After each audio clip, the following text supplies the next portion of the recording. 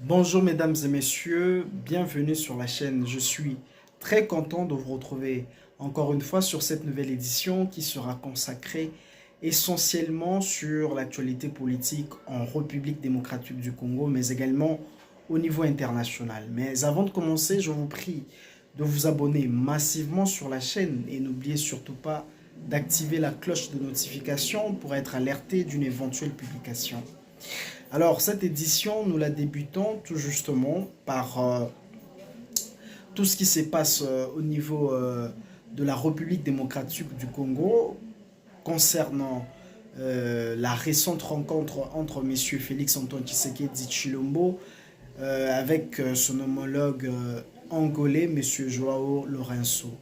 Alors, cet entretien, justement, intervient tout justement dans le but de pouvoir trouver des solutions précises en ce qui concerne l'applicabilité des accords signés récemment à Doha, mais également à Washington,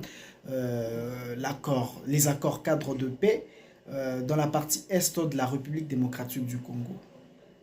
Alors, entre autres, nous entendons aussi que cette rencontre justement favoriserait ainsi le dialogue inclusif interne congolais, justement ce dialogue qui est demandé presque par tous les politiciens, surtout les opposants congolais, pour que voilà, tous les Congolais se mettent ensemble afin de réfléchir sur des solutions qui doivent être concrètes et durables dans la partie est de la République démocratique du Congo. Alors, cela implique justement le fait que les M23, les opposants, mais également le pouvoir en place, devront dans les jours suivants se réunir tout justement autour d'une table afin de discuter de comment mettre en application tout d'abord les accords de paix, mais également faire régner une paix qui soit durable dans la partie est de la République démocratique du Congo. Alors, si nous traversons un peu plus les frontières, nous allons là maintenant au niveau des États-Unis.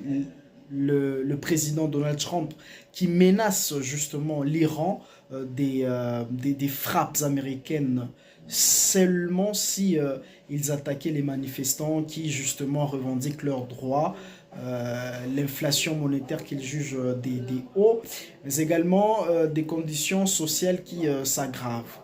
Alors, il y a en même temps les Iraniens, au travers leur chef, essayent aussi de pouvoir réalimenter justement le fonctionnement